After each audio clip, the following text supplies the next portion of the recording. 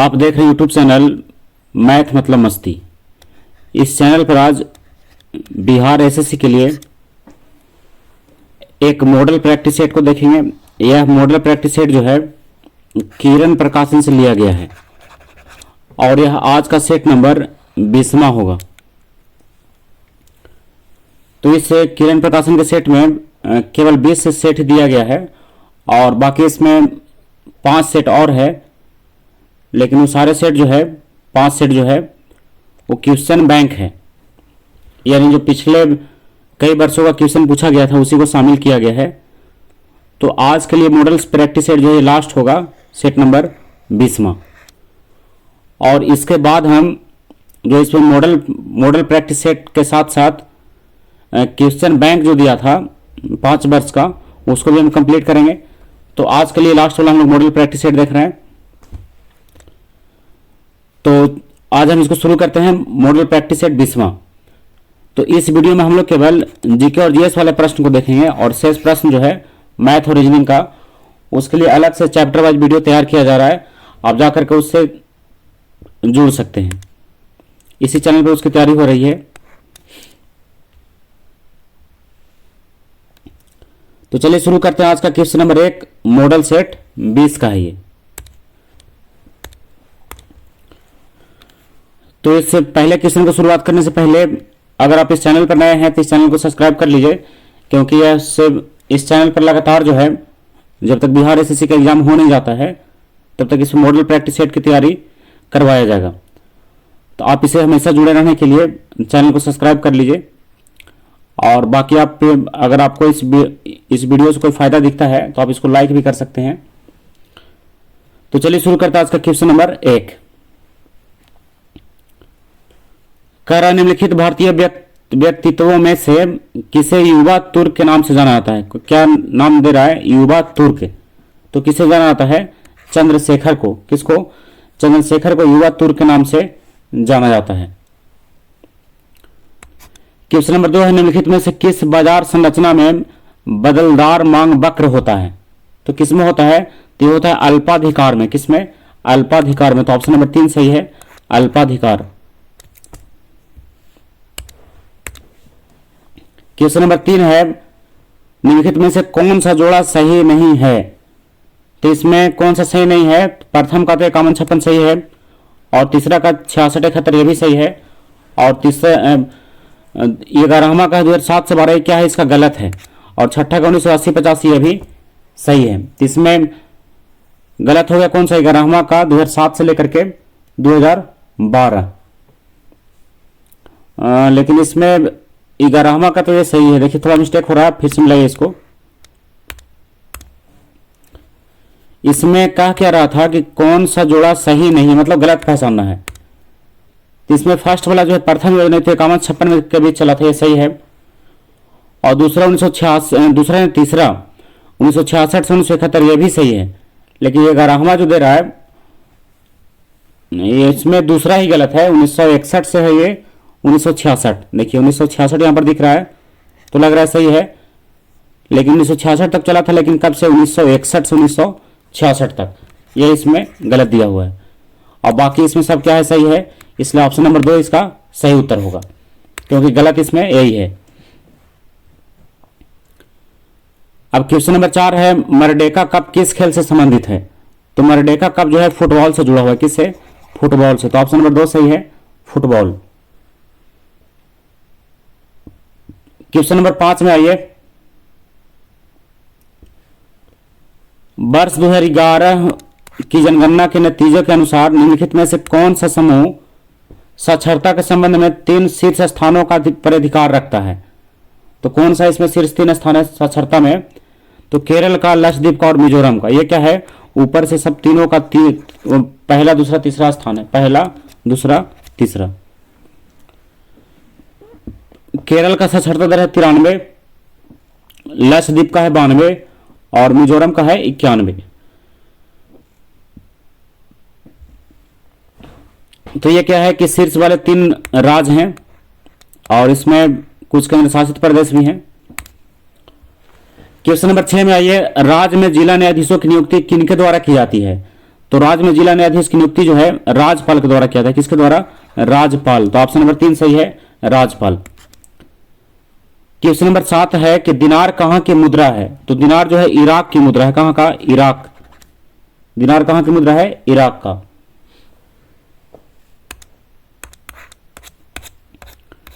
अब question number 8वां है, किस कल्याण राज्य का सर्वाधिक महत्वपूर्ण उत्तरदायित्व है? किसी कल्याण राज्य का सबसे ज्यादा दायित्व किसका, किस चीज के लिए है? तो है शोषण पर नियंत्रण के लिए। किसके लिए? शोषण पर नियंत्रण। तो ऑप्शन नंबर 3 सही है, शोषण पर नियंत्रण। अब क्वेश्चन नंबर 9 में आइए, उस नदी का नाम बताएं जो पश्चिमी घाट से शुरू नहीं होती है। तो पश्चिमी घाट से शुरू नहीं होने वाली नदी कौन सी है? बराक है। कौन है? बराक। इसमें एक कृष्णा, एक गोदावरी और एक कावेरी, ये तीनों का जो उद्गम स्थल है वो पश्चिमी घाट प्रमुख रूप से है इन लोग का। किसका? कृष्णा का, गोदावरी का और कावेरी का। लेकिन यहां पर पश्चिमी घाट से शुरू नहीं होने वाली नदियां कौन सी है? बराक है। बाकी कावेरी, बहगाई, गोदावरी सब वही है। और इसमें बराक जो है पश्चिमी घाट से शुरू होने वाली नदी नहीं है। तो बराक जो है दक्षिणी असम क्षेत्र से शुरू होती है। कहां से? ये असम के दक्षिणी क्षेत्र में ये प्रसिद्ध नदी है। कौन? बराक। क्वेश्चन नंबर 10 है, कौन सा राष्ट्रपति पहले आया और कौन सा बाद में? इस इससे समय के अनुसार, यानी इससे समय के अनुसार आपको बताना है कि राष्ट्रपति के नाम सीरियल नंबर से कौन सा होगा। तो देखिए, तो सबसे पहले इसमें रखिए किसको? डॉक्टर जाकिर हुसैन को। किनको? डॉक्टर जाकिर हुसैन 1 नंबर पर। और उसके बाद अच्छा, इनका कार्यकाल जो है 1967 से है। कब से? 1967। इसी से क्लियर होगा, 1967 से। अब आइए फिर हिदायतुल्ला, यानी जस्टिस हिदायतुल्ला, तो इनका कार्यकाल जो है 1969 से है। 1969। तो ये सीरियल नंबर 2 में लाइए और ये 1 में हुआ है। और उसके बाद है फखरुद्दीन अली अहमद, तो इसको रखिए 3 में। इनका कार्यकाल जो है 1974 है। तो ये 1974। तो बस इसमें 3 का दिया हुआ है। एक और बच रहा है एपीजे अब्दुल कलाम, तो इसको रखिए सीरियल नंबर 4 में। तो इनका कार्यकाल जो है कब का है? 2002 का। देखिए, तो आप सबको अरेंज कर सकते हैं इसमें। तो जाकिर हुसैन का 1967 से कार्यकाल शुरू है, लेकिन यह है 1969 तक। तो हम बस केवल शुरुआत वाले वर्ष को शामिल किए हैं। और दूसरा नंबर पर कौन है? जस्टिस हिदायतुल्ला, ये 1969 से। और तीसरे नंबर पर फखरुद्दीन अली अहमद 1974 से। और फिर डॉक्टर एपीजे अब्दुल कलाम 2002 से 2007 तक थे। तो पहले नंबर पर किसको रखिए? ए को। तो देखिए इसमें ए नहीं, कौन सा होगा? 1967 यानी जाकिर हुसैन, बी वाले को। तो बी के बाद कौन आएगा? फिर आएगा सी। तो बी के बाद सी, देखिए इसमें भी मिल रहा है, इसमें भी मिल रहा है। और आगे बढ़ते हैं तो सी के बाद ए। तो देखिए ए वाला यही है, बी सी ए डी। देखिए बी सी ए डी। तो ऑप्शन नंबर क्या है? बी इसका सही उत्तर होगा। आप किसी भी टेक्स्ट बुक में जाकर के लूसेंट या जो भी बुक आप पढ़ते होंगे, उस बुक से आप इस सारे राष्ट्रपति को और प्रधानमंत्री को एक साथ करके याद रखिए, क्योंकि ये क्वेश्चन जो है एग्जाम के लिए बहुत इंपॉर्टेंट है। अब क्वेश्चन नंबर 11 में आइए, कह रहा है निम्नलिखित में से कौन सी घटनाएं समय के अनुसार सही है? वही लिख रहा है कि कालानुक्रम के अनुसार, यानी समय के अनुसार सही है। तो इसमें देखिए एक ही साथ का एक ऑप्शन लिया है, तो इसमें आप मिलाते हैं हम लोग इसको। तो इसमें सही कौन सा होगा? तो इसमें ऑप्शन 1 वाला ही सही है। तो सबसे पहला है सविनय अवज्ञा आंदोलन। तो इसकी शुरुआत जो है कब? 1930 से चला है, 1930। फिर भारत छोड़ो आंदोलन, ये कब का है? तो ये 1942 का, 1942। और कैबिनेट मिशन प्लान, ये कब का है? 1946 का, 1946। तो यही हो गया इसमें 1930, 1942, 1946। सविनय अवज्ञा आंदोलन 1930, भारत छोड़ो आंदोलन 1942 और कैबिनेट मिशन का आगमन 1946। तो ऑप्शन नंबर 1 इसका सही है। अब क्वेश्चन नंबर 12 में आइए, विक्रमशिला विश्वविद्यालय की स्थापना किसने किया? तो विक्रमशिला विश्वविद्यालय की स्थापना जो है धर्मपाल ने किया था। किसने? धर्मपाल। तो ऑप्शन नंबर सही है इसका 3, यानी धर्मपाल। अब आते हैं क्वेश्चन नंबर 13 में, निम्नलिखित में से ऋग्वेद काल के दौरान किसकी जानकारी नहीं थी? तो किसकी जानकारी नहीं थी? तो कृषि की जानकारी जो है ऋग्वेद काल के दौरान नहीं थी। तो ऑप्शन नंबर सही है इसका 2 यानी कृषि। अब 14 में आइए, फिर से देखिए, एक तरफ राजवंश और एक तरफ संस्थापक है, तो फिर से इसको मिलाना है। ये देखिए एग्जाम में अब प्रश्न पूछने का नया स्टाइल है कि एक साथ इसमें 4 प्रश्न आपको पूछा जा रहा है और नंबर तो उतना ही मिलना है, लेकिन आपको टाइम इसमें ज़्यादा लगेगा और ज़्यादा आपको याद भी रखना है, क्योंकि चारों इसमें याद रहेगा तो बनेगा। कभी कभी ऐसा होता है कि 1-2 में बन जाता है, लेकिन वैसा कम ही होता है, आपको चारों इसमें पकड़ना ही होगा। तो सबसे पहला ये पल्लव, तो पल्लव वंश के संस्थापक कौन थे? तो सीमा विष्णु। कौन थे? सीमा विष्णु। तो ऑप्शन नंबर 3 में मिला इसको, यानी ए का हो गया तीसरा। अब चालुक्य, चालुक्य का पुलकेशिन प्रथम, तो इस चालुक्य यानी ऑप्शन नंबर बी वाले में चलिए किस में होगा? पुलकेशिन प्रथम, चौथा में। अब है राष्ट्रकूट, तो इसका हो गया दंती दुर्ग, तो राष्ट्रकूट यानी सी वाला में आई किस में? पहला में। और होयसलास में, तो होयसलास राजवंश के संस्थापक कौन थे? तो इसका हो गया विष्णुवर्धन, यानी डी का हो गया कौन? विष्णुवर्धन यानी 2। तो ए बी सी डी 3 4 1 2, तो 3 4 1 2 देखिए कहाँ है? तो ऑप्शन नंबर 2 में है, 3 4 1 2। तो यही क्या है? इसका सही उत्तर होगा 3 4 1 2। एक बार फिर से मिलाएं तो पल्लव वंश का कौन हो गया? सीमा विष्णु, तो ए के ले जाइए कहाँ? 3 में। और चालुक्य वंश का पुलकेशिन प्रथम, तो इसको ले जाइए 4 में। और राष्ट्रकूट का दंती दुर्ग, तो इसको ले जाइए 1 में। और डी में है होयसलास का, तो ये विष्णुवर्धन, तो इसको मिलाइए 2 में। तो इस प्रकार आप सारे प्रश्नों को ध्यान रख सकते हैं, 3 4 1 2। अब चलिए आगे बढ़ते हैं। क्वेश्चन नंबर 15 में अबुल फजल ने लिखा है, तो अबू फजल ने क्या लिखा है? तो अबू फजल का रचना इसमें कौन सा है?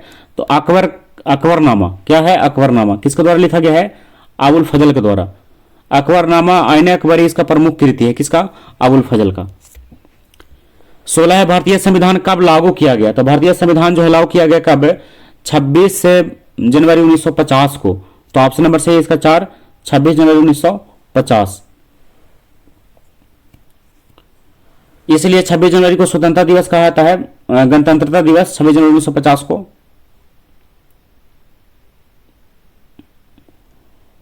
और 26 जनवरी 1949 को संविधान सभा द्वारा भारत का संविधान अपनाया गया था, लेकिन भारतीय संविधान लागू कब हुआ था? 26 जनवरी 1950 को। अगला प्रश्न है, निम्नलिखित में से कौन सा कार्य मनुष्य द्वारा किया जाने वाला है जो पारिस्थितिकी संतुलन में बाधा डालता है? तो कौन सा ऐसा कार्य है? तो लकड़ी काटना एक ऐसा कार्य है जो पारिस्थितिकी के संतुलन में बाधा है। बाकी सब देख सकते हैं, बाकी सब क्या है? पारिस्थितिकी के लिए अच्छा ही है। 18 में आइए, हर से छीना मोघा मोर्चा के संदर्भ में निम्नलिखित कथनों पर विचार कीजिए। तो पहले इसमें देख लेते हैं कि एक से अधिक तो सही नहीं है, तो हाँ इसमें एक से अधिक सही वाला दिया है, तो हम लोग इसमें विचार करें कौन सा इसमें सही है कौन सा गलत है। तो पहला ऑप्शन में ये यानी कूट नंबर 1 में कह रहा है, एक किसान विद्रोह था जो जून 1946 में नहरों के निकासों का पुनर्निर्माण करते हुए कम्युनिस्ट पार्टी के नेतृत्व में प्रारंभ किया गया था। तो ये क्या है? सही है। हर्ष छीना मोघा मोर्चा जो है इसी के लिए था। अब 2 में आइए, इस अभियान को किसानों को सिंचाई के पानी की आपूर्ति रोकने के ब्रिटिश सरकार के फैसले के विरुद्ध आरंभ किया गया था। तो ये भी सही है, यानी दोनों ऑप्शन इसमें सही है। तो देखा जाए तो दोनों वाला कौन सा है? तो ऑप्शन नंबर 2 है, 1 और 2 दोनों। तो ऑप्शन नंबर 2 इसका सही उत्तर होगा। अब क्वेश्चन नंबर 19 में आइए, भारत के कितने राज्यों से समुद्र तट रेखा लगी हुई है? तो कितने राज्यों से लगी हुई है? तो 9 राज्यों से। कितने राज्यों से? 9 राज्यों से। और अगर आप 9 राज्यों का नाम याद रख सके तो हम बोल देते हैं एक बार, गुजरात, महाराष्ट्र, गोवा, केरल, कर्नाटक, पश्चिम बंगाल, उड़ीसा, आंध्र प्रदेश और तमिलनाडु। कितने राज्य हो गए? 9 राज्यों से। समुद्र तट के साथ रेखा इन लोगों का लगा हुआ है, यानी सीमा इसका संलग्न है। 20 में आइए, भारत और पाकिस्तान के बीच अंतर्राष्ट्रीय सीमा किसके द्वारा सीमांकित किया गया है? तो कौन सा है? Red Cliff line. कौन सा लाइन? Red Cliff line. और ये कब से बना है? तो 17 अगस्त 1947 से इसको दर्शा दिया गया है। 21 में आइए, भारत में 1 रुपये का नोट और सिक्का एवं 50 पैसे का सिक्का किसके द्वारा जारी किया जाता है? तो कौन जारी करता है? तो केंद्र सरकार। कौन जारी करता है इसको? केंद्र सरकार। तो 1 रुपये का नोट और सिक्का और 50 पैसे का सिक्का कौन जारी करता है? केंद्र सरकार। और इसके ऊपर वाला जितना भी है यानी 2 रुपये से लेकर के 500 तक, क्योंकि 2000 का नोट अब बंद हो गया है, तो 2 रुपये से लेकर 500 तक कौन जारी करता है? भारतीय रिजर्व बैंक। लेकिन 1 रुपये का नोट और सिक्का और 50 पैसा कौन जारी करता है? केंद्र सरकार। तो जरूर ध्यान रखिए, इंपॉर्टेंट प्रश्न है। क्वेश्चन नंबर 22 है, भारत में पनडुब्बी में जल यात्रा करने वाले पहले राष्ट्रपति कौन थे? तो कौन थे? तो डॉक्टर APJ अब्दुल कलाम थे। कौन थे? Doctor APJ Abdul Kalam. और कब किए थे? 2006 में। 2006 में INS सिंधु रक्षक में। किसमें? INS सिंधु रक्षक में। 23 में ये सतीश धवन स्पेस सेंटर कहाँ है? तो ये सेंटर कहाँ है? श्रीरामपुरा में है। कहाँ है ये? श्रीरामपुरा नहीं, ये होगा श्रीहरिकोटा में। कहाँ? श्रीहरिकोटा। तो ऑप्शन नंबर 4 इसका सही है, श्रीहरिकोटा में। अब ये श्रीहरिकोटा कहाँ है? तो आंध्र प्रदेश में है। ध्यान रखिएगा इसको। अब आते हैं क्वेश्चन नंबर 24 में। कह रहा है IIFA का पूरा अर्थ क्या है? तो IIFA का पूरा अर्थ है international Indian film academy. International Indian film academy, IIFA। तो ऑप्शन नंबर 2 इसका सही उत्तर है। क्वेश्चन नंबर 25 में आइए। कह रहा है इंडिया विंस फ्रीडम किसकी आत्मकथा है? तो ये आत्मकथा किसका है? अबुल कलाम आजाद का। किसका? Abul Kalam Azad. India wins freedom. 26 है, काजीरंगा राष्ट्रीय उद्यान कहाँ स्थित है? तो काजीरंगा कहाँ स्थित है? असम में। कहाँ? असम में। तो ऑप्शन नंबर सही इसका 4 यानी असम। और यह जो है सिंगी राइनो के लिए प्रसिद्ध है। 27 में आइए, लोकसभा में उचित प्रतिनिधित्व करने के लिए राष्ट्रपति द्वारा 2 सदस्यों को नामित किया जाता है। निम्न में से किस समुदाय के सदस्य होते हैं? तो किस समुदाय के होते हैं? तो ये होते हैं एंग्लो इंडियन। कौन? Indian, Anglo Indian. 28 में, संसद के पहले घंटे का बैठक आमतौर पर प्रश्नों को पूछने के लिए रहता है। इसे क्या कहा जाता है? इसे क्या कहा जाता है? प्रश्नकाल कहा जाता है। इसको क्या कहा जाता है? इसको प्रश्नकाल। तो ऑप्शन नंबर 2 सही इसका, प्रश्नकाल। पहले घंटे का जो कार्यकाल है क्या कहलाएगा? प्रश्नकाल। 29 है, 1600 ईस्वी के लगभग बिहार की यात्रा करने वाला अब्दुल लतीफ कहाँ का रहने वाला था? कहाँ का रहने वाला था? ईरान का था। कहाँ का? ईरान का। ये लगभग 1600 ईस्वी में यात्रा किया था। कहाँ का? बिहार का। काजीरंगा नेशनल पार्क कहाँ स्थित है? तो काजीरंगा कहाँ है? असम में है। कहाँ ये? असम में। असम में काजीरंगा पार्क और मानस राष्ट्रीय पार्क सब कहाँ है? ये असम में है। 31 है, विश्व पर्यावरण दिवस कब मनाया जाता है? तो कब मनाया जाता है? 5 जून को। कब मनाया जाता है? ये 5 जून को। और संयुक्त राष्ट्र संघ द्वारा इसे 1972 में शुरुआत किया गया है। कब से? 1972 से। 32 में आइए, वह कौन सा विख्यात दक्षिणी हिंदू राजा था जिसने बंगाल की खाड़ी को पार कर सुमात्रा, जावा और मलेशिया में कई राज्यों पर विजय प्राप्त किया था? तो ऐसा किसने किया था? तो राजेंद्र प्रथम ने। किसने? राजेंद्र प्रथम। इनका कार्यकाल जो है 1012 से लेकर के 1044 तक था। 1012 से 1044। इनका क्षेत्र जो है श्रीलंका तक फैल गया था। 33वां, ये बिहार राज्य में स्थित चाणक्य राष्ट्रीय विधि विश्वविद्यालय के कुलपति होते हैं। तो कौन होते हैं? तो पटना उच्च न्यायालय के मुख्य न्यायाधीश होते हैं। कौन होते हैं? पटना उच्च न्यायालय के मुख्य न्यायाधीश। बिहार राज्य में स्थित चाणक्य राष्ट्रीय विधि विश्वविद्यालय के कुलपति पटना उच्च न्यायालय के मुख्य न्यायाधीश होते हैं। 34 निम्नलिखित में से कौन संविधान सभा के मसौदा समिति के अध्यक्ष थे? तो मसौदा समिति के अध्यक्ष कौन थे? BR अम्बेडकर। कौन थे? BR अम्बेडकर। और इसमें और बहुत सारे सदस्य थे, तो सारे सदस्यों का आप नाम जरूर ध्यान रखिएगा। 35वां, ये राज्य सरकार द्वारा नीति निर्देशक सिद्धांत के परिवर्तन की स्थिति में भारत के नागरिक इसके विरुद्ध कहां अपील कर सकता है? तो अपील कहां कर सकता है? तो वह जो है अपील इसमें ऑप्शन में दिया है उच्च न्यायालय, सर्वोच्च न्यायालय, जिला न्यायालय। तो ऑप्शन के अनुसार कोई इसमें सही नहीं है। ऑप्शन के अनुसार कोई सही नहीं है।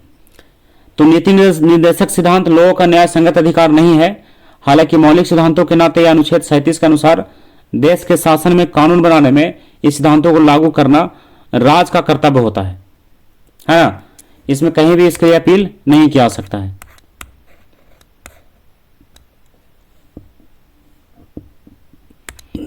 अब आइए 36 में, जैन मत के अनुसार जिसे निर्वाण की प्राप्ति हो जाती है उसे क्या कहते हैं? तो उसे क्या कहते हैं? तो उसे निग्रंथ कहते हैं। क्या कहते हैं उसे? निग्रंथ। तो ऑप्शन नंबर 3 सही, निग्रंथ। 37 में, निम्नलिखित किस स्थान पर नव प्रस्तर युग और ताम्र प्रस्तर युग के अनेक अवशेष उत्खनन में मिले हैं? तो ये कहाँ मिला है? तो चिरांद में मिला है। कहाँ? चिरांद। तो ऑप्शन नंबर 1 सही है, चिरांद। और चिरांद कहाँ है? बिहार में है। कहाँ ये? बिहार में। बिहार के सारण जिला में है। कहाँ? बिहार के सारण जिला में। 38 में, अजमेर का नाम सूफी संत किसके साथ जुड़ा हुआ है? तो किसके साथ जुड़ा हुआ है? तो मोइनुद्दीन चिश्ती के साथ। किसके साथ? मोइनुद्दीन चिश्ती। 39 में, निम्नलिखित में से किन्हें भारत में सफेद क्रांति का जनक कहा जाता है? तो सफेद क्रांति का जनक किन्हें कहा जाता है?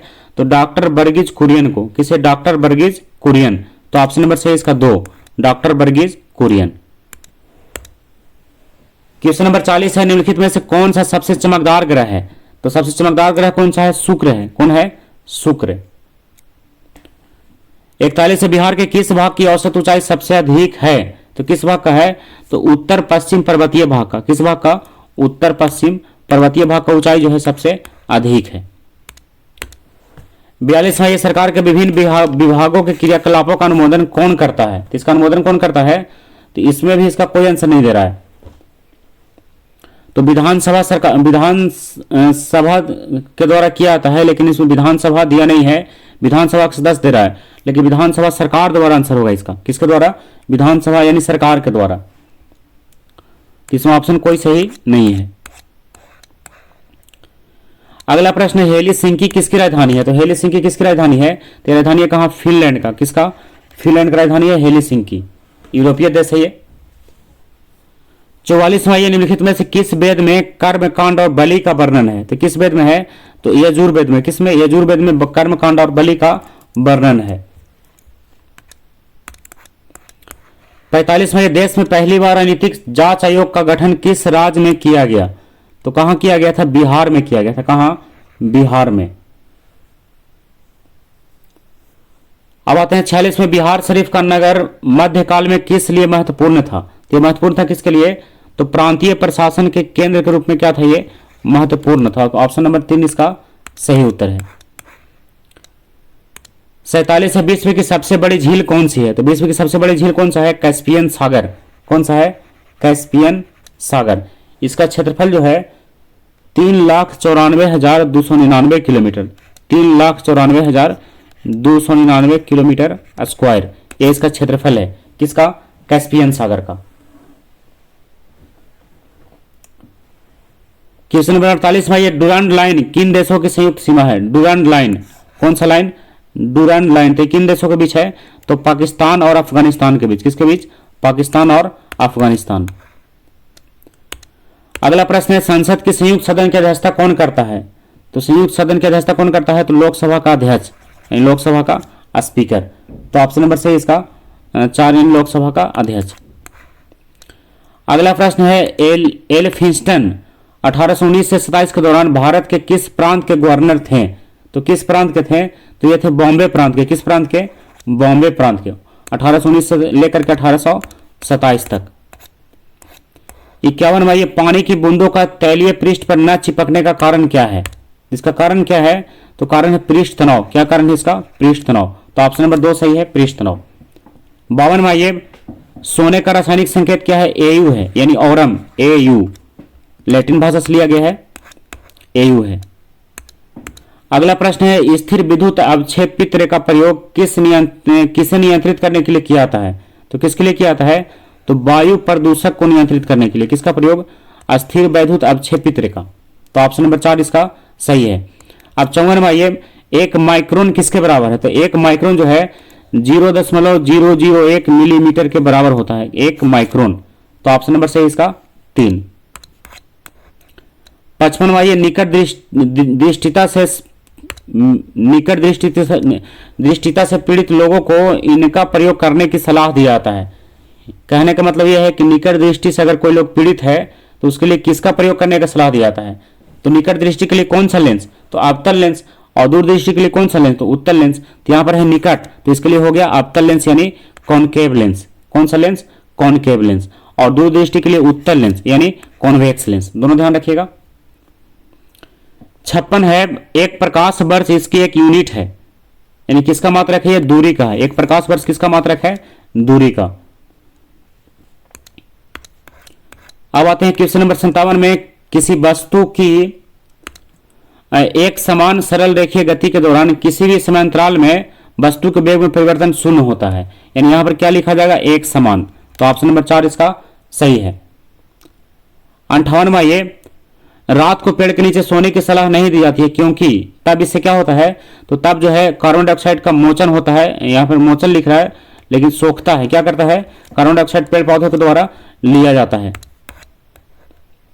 लेकिन आप इसमें ध्यान रखिएगा, कार्बन डाइऑक्साइड जो पेड़ पौधों के द्वारा लिया नहीं जाता है, छोड़ा जाता है, ऐसे आप समझिए इसको। यानी रात में आपको पता होगा कि पेड़ पौधे जो है मनुष्य का जैसा ही श्वसन क्रिया अपनाने लगते हैं, यानी उन लोग को भी क्या चाहिए, ऑक्सीजन ही चाहिए। क्या चाहिए, ऑक्सीजन ही।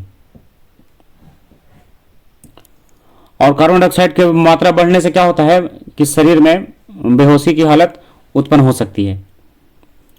59वां, ये लोहे की सतह को जंग से सुरक्षित रखने के लिए क्या प्रक्रिया अपनाई जाती है, तो क्या प्रक्रिया अपनाया जाता है, तो गैल्वेनीकरण करना, उसी को लिख रहा है गैल्वेनाइजेशन।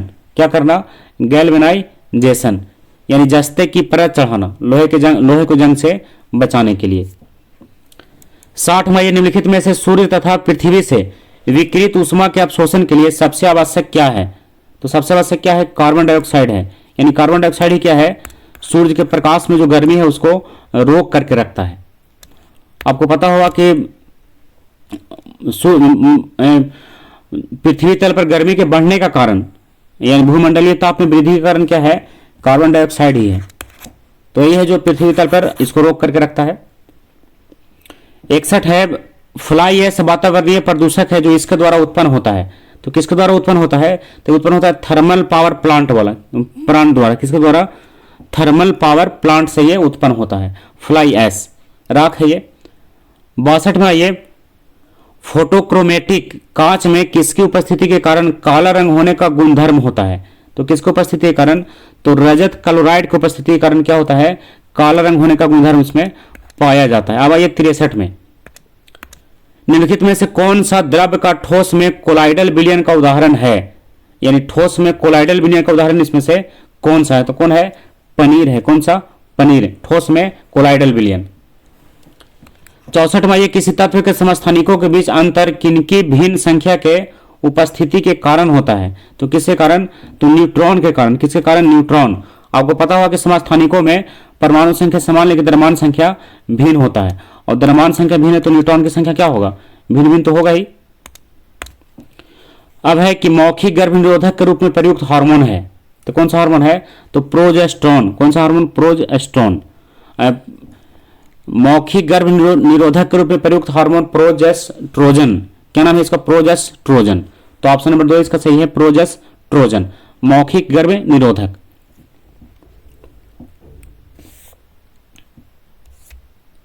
अब आते हैं क्वेश्चन नंबर 66 में, ब्रेड बनाने के लिए आवश्यक घटक क्या है, तो ब्रेड बनाने के लिए आवश्यक घटक है मैदा और खमीर। क्या है, मैदा और खमीर।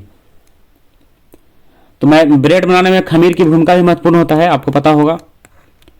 67 है, नाइट्रोजन किसका अनिवार्य घटक होता है, तो देखिए नाइट्रोजन किसका अनिवार्य घटक है, तो ये किसका है, तो प्रोटीन का है। किसका है, प्रोटीन का। तो नाइट्रोजन जो है सभी प्रोटीन का अनिवार्य घटक है।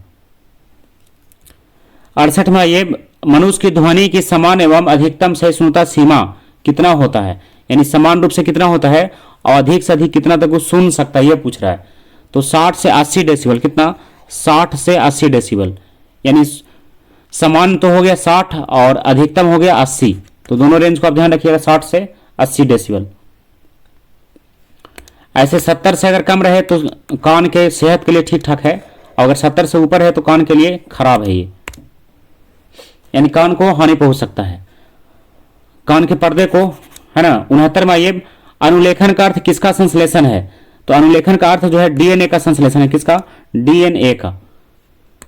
70 प्रश्न है। 70 में आइए देखिए, इसमें एक से अधिक सही हो सकता है। तो 70 में देखिए क्या है,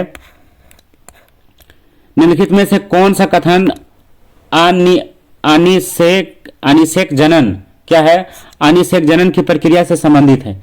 कौन सा कथन जो है अनिषेक जनन की प्रक्रिया से संबंधित है, यानी स्वानिषेचन द्वारा, यह है स्वानिषेचन यानी अनिषेक जनन।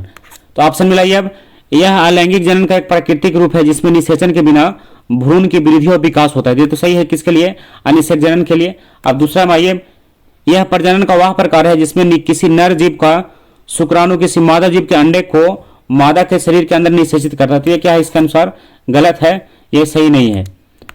तो अभी तक एक सही हो रहा है, अब आगे बढ़ते हैं। यह प्रजनन का वह प्रकार है जिसमें किसी नर जीव का शुक्राणु किसी मादा जीव के अंडे को मादा के शरीर के बाहर निषेचित करता है। इसमें दोनों का सम्मेलन करवा रहा है, इसलिए क्या है, ये भी किसका गलत है, यह अकेले का कार्य है इसमें। तो इसलिए कौन सा सही होगा, केवल इसका चौथा है ना, केवल को क्या सही होगा, चौथा, स्वनिषेचन, यानी चौथा के लिए सही उत्तर है। 71 में आइए, डीएनए में थाइमिडाइन द्विभाजीय संरचना किसके कारण होता है। तो ये किसके कारण है, तो यूवी किरणें के कारण। किसके कारण, यूवी किरणें यानी अल्ट्रावायलेट यानी अवरक्त किरणें के कारण। तो ऑप्शन नंबर 4 इसका सही उत्तर है। सूर्य के निकटतम कौन सा ग्रह कक्षा में रहता है। तो सूर्य के निकटतम रहने वाला ग्रह है जो कक्षा में रहता है, कौन है, तो शुक्र है। कौन है, शुक्र। यह सूर्य की परिक्रमा जो है 225 दिनों में पूरा करता है। कितने दिनों में, 225 दिनों में। यह सूर्य का पूर्व से पश्चिम दिशा में घूमता है, कौन, शुक्र। अब 72 के बाद आइए किसमें, 73 में। 73 का प्रश्न इधर ही होगा। निम्न में से किसे सुबह का तारा कहा जाता है। तो सुबह का तारा किसे कहा जाता है, तो सुबह की तारा भी हम लोग कहते हैं किसको, भोर को, भोर का तारा या सुबह का तारा कुछ भी कहिए, शुक्र को। किसको, शुक्र को क्या कहते हैं, सुबह का तारा या तो फिर भोर का तारा, सब इसी का नाम है। सबसे चमकीला भी यही है। अब आइए क्वेश्चन नंबर 74 में, एक वयस्क रंध्र में निम्नलिखित में से कौन सा उपस्थित नहीं होता है। तो कौन उपस्थित नहीं होता है, तो जीव द्रव्य तंतु उपस्थित नहीं होता है। तो ऑप्शन नंबर 1 सही है, जीव द्रव्य तंतु। 75 में आइए, कह रहा है कि 75 का प्रश्न है कि प्रोग्रामिंग में कुछ कथनों की बार बार पुनरावृत्ति में प्राय क्या कहते हैं। इसे क्या कहते हैं, इसे कहते हैं क्या, लूपिंग। क्या कहलाता है ये, लूपिंग। तो ऑप्शन नंबर 3 इसका सही है, लूपिंग। अब आज के वीडियो में हम लोग क्वेश्चन नंबर 1 से लेकर के 75 तक जितना भी जीके और जीएस का प्रश्न था, सारे प्रश्न को विस्तार पूर्वक देखे हैं। और आज के बाद हम लोग इससे किरण प्रकाशन के सेट में से जो क्वेश्चन बैंक का प्रश्न है, यानी पिछले वर्ष का क्वेश्चन 5 वर्ष का, उसको हम लोग कंप्लीट करेंगे। और आज के लिए मॉडल प्रैक्टिस सेट जो था वो समाप्त हो गया है। तो इसमें लगातार 1 से लेकर के 20 तक मॉडल प्रैक्टिस सेट को समाप्त किया गया है। तो आप जाकर के लगातार इससे जुड़े रहिए और कंप्लीट करते रहिए, क्योंकि एग्जाम में आपको पता होगा कि भीड़ जो है बहुत ज़्यादा हो गया है। आपको पता होगा कि सीटों की संख्या लगभग 12,000 है और बहाली के लिए कितने आवेदन अप्लाई किया गया है, तो 24 लाख। कितना है आवेदन, 24 लाख। तो आप समझ सकते हैं। आपको बताया भी है कि 200 विद्यार्थी से ज़्यादा विद्यार्थी में से, लगभग 200 विद्यार्थी में से एक का चयन होना है। कितना, 200 में से एक का, यानी 199 विद्यार्थी को पीछे करके आपको एक सीट हासिल करना होगा। तो आप समझ सकते हैं कितना कठिन हो रहा है। लेकिन ये आसान कब हो, जब लगातार इसमें वीडियो से आप जुड़े रहिएगा और अपना प्रैक्टिस जो है लगातार जारी रखिएगा। तो आज का वीडियो यहीं समाप्त करते हैं। अगला वीडियो होगा फिर से इसी का, और खान सर का जो सेट है उसको भी कंप्लीट किया जा रहा है। आप जाकर के उससे भी जुड़ सकते हैं, इसी चैनल पर आपको मिलेगा। तो अगला वीडियो फिर हम लेकर के आएंगे, तब तक के लिए बाय।